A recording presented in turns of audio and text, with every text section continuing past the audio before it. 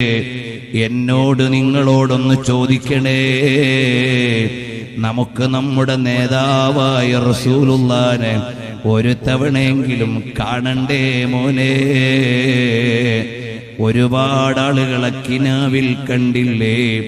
ഇന്ന് തിങ്കളാഴ്ച രാവല്ലേ? നമ്മളെ പലപ്പോഴും നമ്മുടെ ഭാര്യമാരെ കണ്ടില്ലേ? ഉമ്മമാരെ നിങ്ങൾ ഭർത്താക്കളെ കണ്ടില്ലേ? പലരെയും കണ്ടില്ലേ? അവരെക്കാളൊക്കെ സ്നേഹം വേണ്ടുന്ന നബി സല്ലല്ലാഹു അലൈഹി വസല്ലമ തങ്ങളെ ഒരു തവണയെങ്കിലും അല്ല അവിടുത്തെ ശമാഇലെന്ന് പറയുമ്പോൾ ഹബീബിനെ കണ്ടുകൊണ്ടൊന്ന് പറയണേ. ഹബീബിന്റെ കൈയെങ്ങനെ, കാലെങ്ങനെ, ഇരിപ്പെങ്ങനെ, നടപ്പെങ്ങനെ, സംസാരമെങ്ങനെ, മുഖകമലമെങ്ങനെ, ആംഗ്യമെങ്ങനെ, മൗനമെങ്ങനെ, അവിടുത്തെ കൽപ്പന എങ്ങനെ? ഇതെല്ലാം വഅദ് പറയുന്ന നേരത്ത് ഹബീബിനെ കൽബിൽ കണ്ടുകൊണ്ട് പറയാനുള്ളൊരവസരം ഞങ്ങൾക്ക് ഈ ജീവിതത്തിൽ നീ ഓശാരമായി നൽകണേ റഹ്മാനേ. എല്ലാവരെക്കാളും റസൂലുള്ളാഹിനെ ഇഷ്ടം വെച്ചിട്ട് ഞങ്ങളുടെ കൽബ് മഹബത്ത് കൊണ്ടൊന്ന് നിറച്ചു തരണേ റഹ്മാനേ. എന്റെ ഉമ്മവങ്ങന്മാരെ, സിനിമ കാണാതെ, സീരിയല് കാണാതെ, തോന്നിവാസങ്ങൾ ചിന്തിക്കാതെ അല്ലാഹു പൊരുത്തപ്പെട്ട വസ്ത്രം ധരിച്ച് നല്ല നിലക്ക് സ്വലാത്ത് ചൊല്ലിയിട്ട് ഒന്ന് ജീവിച്ചോ. അല്ലാ ഞങ്ങൾക്ക് നീ എല്ലാവിധ ഇസ്സത്തും നൽകിയിട്ട് ഹബീബിലേക്ക് ചേർത്തു തരണേ റബ്ബേ. ചെറുപ്പക്കാരാ, മൊബൈലിലൂടെ എന്തെങ്കിലുമൊക്കെ കണ്ട് കണ്ണുകേട് വരുത്താതെ റസൂലുള്ളാഹിനെ കാണാൻ പറ്റുന്നൊരു കൽബ് വേണം, ഒരു കണ്ണ് വേണം റബ്ബേ.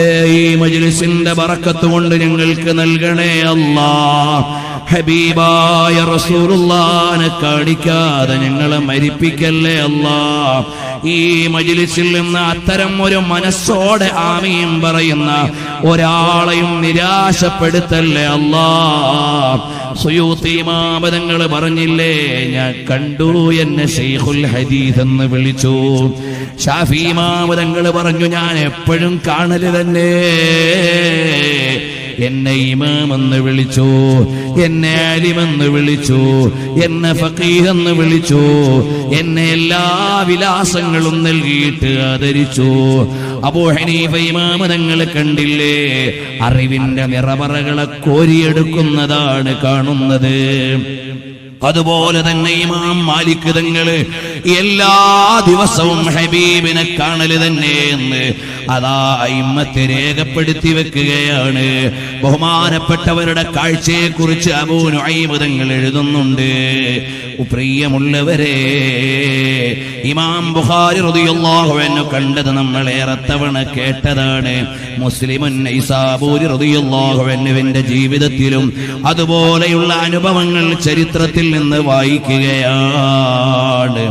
എനിക്കും നിങ്ങൾക്കും സ്വലാത്തു ചൊല്ലിയിട്ട് ഹബീബിലേക്കൊന്ന് ചേർന്ന് അവസാനം മുദ്ദാഹി ത്വഹാ ലാഹിഖാ റസൂലുള്ളാഹി തങ്ങളുടെ മാദിഹീങ്ങളിലേക്ക് ഓശാരം കൊണ്ടൊന്ന് ചേർത്ത് തരണേ റബ്ബേ.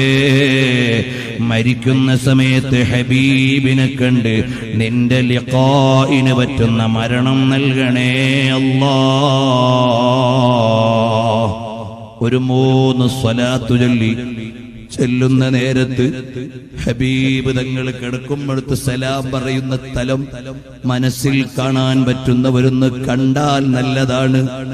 ഹബീബായ റസൂലുള്ളാഹിനെ കിനാവിൽ കണ്ടവർ ഈ സദസ്സിലുണ്ടെങ്കിൽ ആ കണ്ട രംഗം ഒന്ന് മനസ്സിൽ കൊണ്ടുവന്നാൽ സലാം പറയുന്ന സ്ഥലത്തുള്ള ദ്വാരം ഹുനാ അസ്സലാമു അലൻ നബി സല്ലല്ലാഹു അലൈഹി വസല്ലം, ഇവിടെയാണ് നബി തങ്ങൾക്ക് സലാം പറയാനുള്ള സ്ഥലമെന്ന് മദീനത്തെ മുവാജഹത്തിലെ ജാളിയിൽ അതാ ഗ്രില്ലിൽ പ്രത്യേകം ഒരു ദ്വാരമുണ്ട്.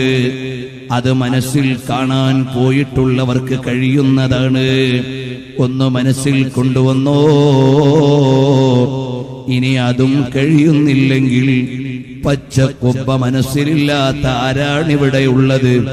ഖുബ്ബത്തുൽ ഖദറായിലേക്ക് നോക്കൽ ഇബാദത്താണെന്ന് ഇബ്നു ഹജർ തങ്ങൾ അദ്ദുറുൽ മൻദൂദിൽ എഴുതിയില്ലേ?